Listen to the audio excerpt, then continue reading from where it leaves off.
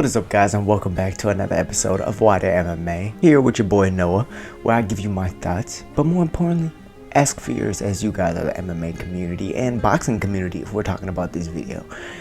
But before we get started, how are you guys doing today? Are you doing well?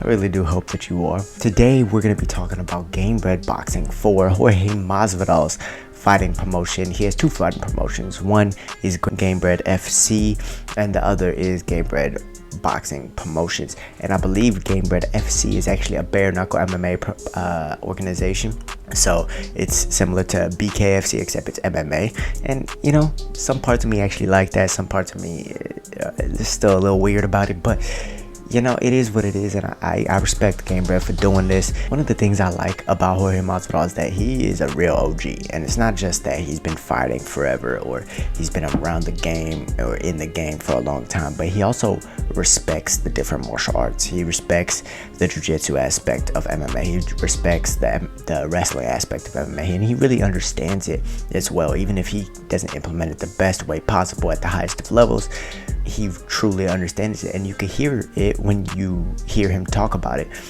say for instance on Joe Rogan's podcast, or just when you hear him speak in general. Not only that, but yes, he also has been around the game for a long time. He knows about the culture of MMA and the culture of boxing, and he understands what a lot of the people like, which is why people, specifically fans of striking, kind of gravitate towards Jorge Masvidal and why he has such a big fan base in this game. So guys, I'm going to be giving you my predictions for Gamebred Boxing 4, as we have a lot of good matchups that Jorge Masvidal is putting out on the table. I mean, I'm talking about Jose Aldo versus Jeremy Stephens, Roy Jones Jr. is fighting against Anthony Pettis, and Vitor Belfort is taking on Jacare Souza. These are all boxing matches. These are all very interesting, and I'm going to be talking about them all. So guys, if you like this sort of content, if you like watching in-depth analysis and breakdowns and fight reaction videos, and you want daily MMA content, please smash the like button to support my content, and you're more than welcome to subscribe to receive more daily MMA content and in-depth fight analysis. But with that being said, let's get right into the video. Alright guys, so I believe that the three best fights on this card, and the three fights that majority of the people are going to be watching, is Jose Aldo versus Jeremy Stephens, Jacare Souza versus Vitor Belfort, and of course Roy Jones Jr. versus Anthony Pettis, that being the main event on this card.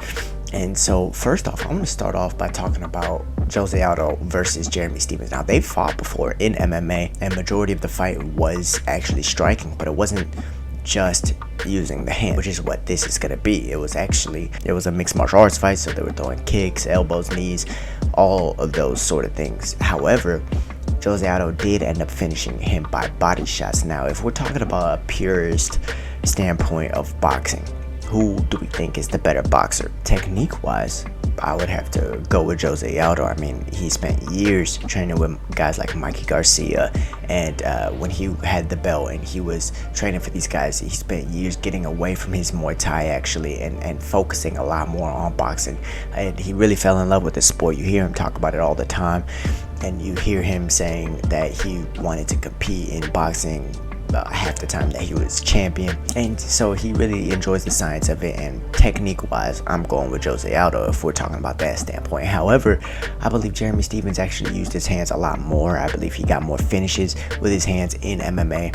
Of course, there's a lot more you have to worry about in MMA. It's not just a hand, so that doesn't necessarily say who's the better boxer, but Jeremy Stephens has every right to be confident in his power, in his hands, and he's going to be trying to get this one back against the legend himself in Jose Aldo. Now, one thing that I do notice quite often with Jeremy Stephens is that he has a soft body. You know, he has a good chin, he can eat shots really well, he's tough as they get.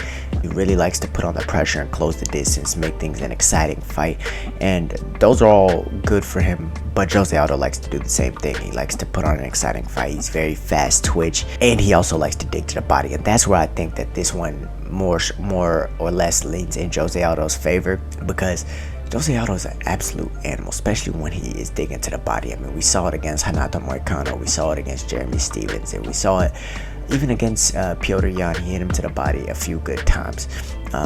Against Pedro Munoz, he was just outclassing him using boxing. And he's almost taken the individual sport of boxing and actually transitioned it into MMA very well. And this goes a lot to say about his knowledge on the sport and on the particular science of boxing in general. I think he just has a better understanding of boxing.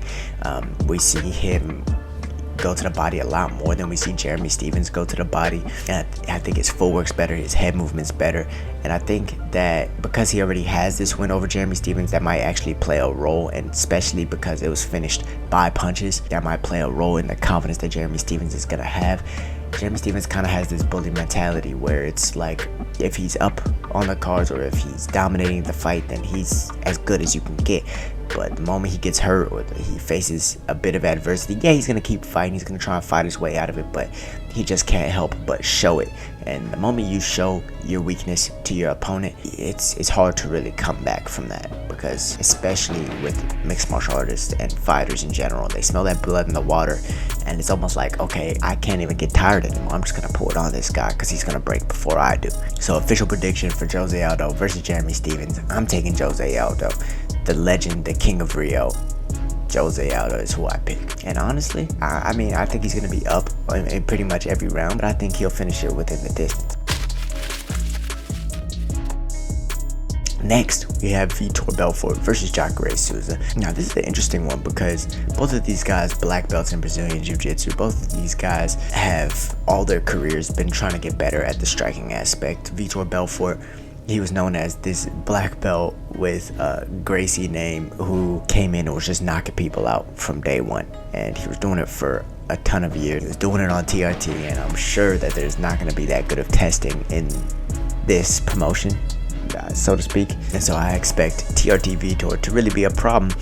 And speaking on that aspect, Jacare Souza, he all his life has been known as a grappler. I mean, winning world championships in Brazilian Jiu-Jitsu, black belt in Judo.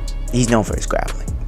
But over the years, training, I believe, under Rafael Cordeiro and various trainers like that, he has improved his boxing. His boxing has looked a lot better. He started knocking people out. He's had power in his shots. However, I think this one is not going to come down to the power each fighter has. I think that it's even less going to come down to necessarily the technique each fighter has, because neither of them have the best technique. I'd say if there is one person who has the advantage in technique, I'd probably say it's Vitor Belfort. However, I think this one comes more down to speed, and Vitor is going to be the faster fighter in this fight. I think that Jacare, he doesn't really put combinations together as good as he should. He's always been more of a 1-punch, 2-punch, maybe even 3-punch guy, but he doesn't really put together 5 or 6 strike combinations, even when kicks were involved, in order to walk his opponent down or in order to get his opponent moving the direction he wants to set up another combination. This has never been what we've seen from Jacare Souza, and in that aspect, thinking about everything that Jacare and Vitor have been known to do in their mixed martial arts career and understanding the capabilities with their hands, you have to be leaning more towards Vitor Belfort, a very explosive guy, a guy who's knocked out a numerous amount of guys, both with his hands and his feet.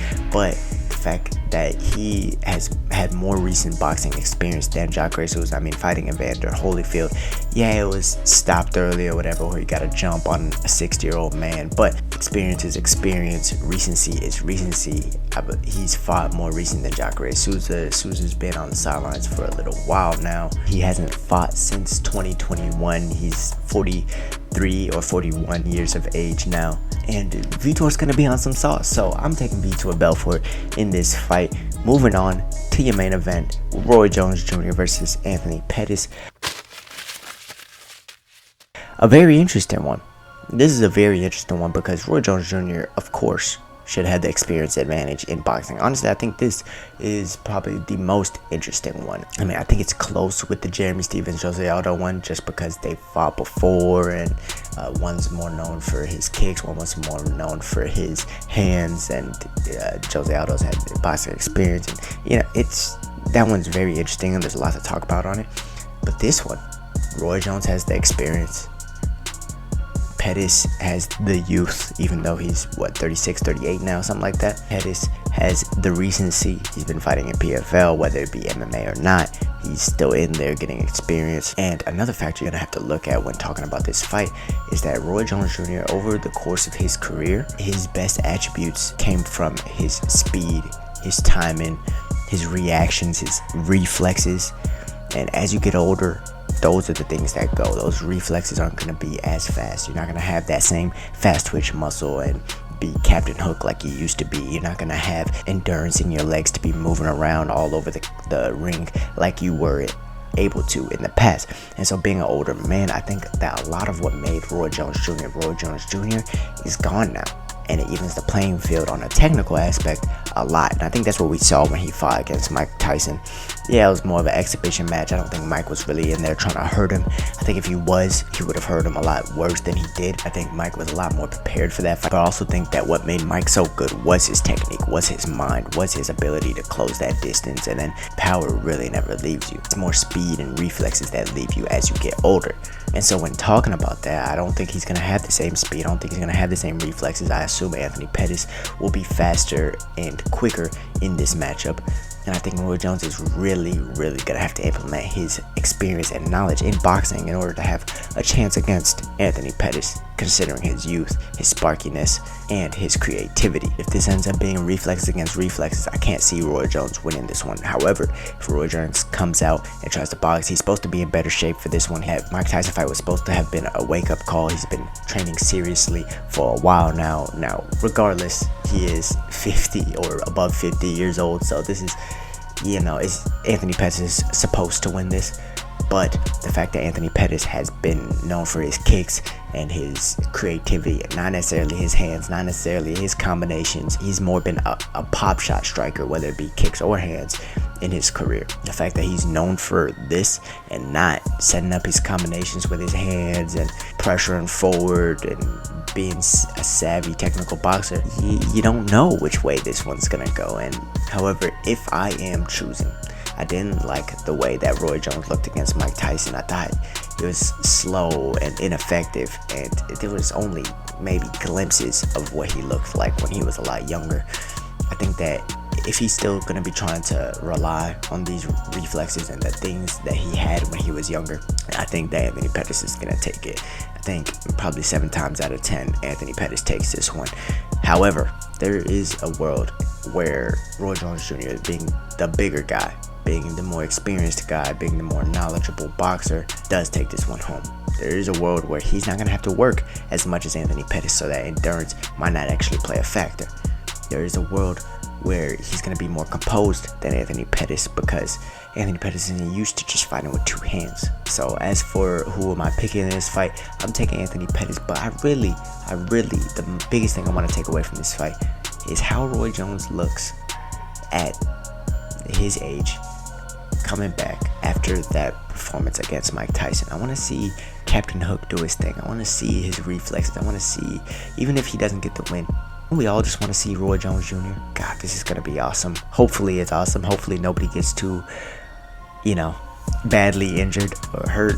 There's an old man fighting in this, but this should be exciting. This should be good, and I look forward to it. What do you guys think about this card? Do y'all think that Roy Jones should even be fighting?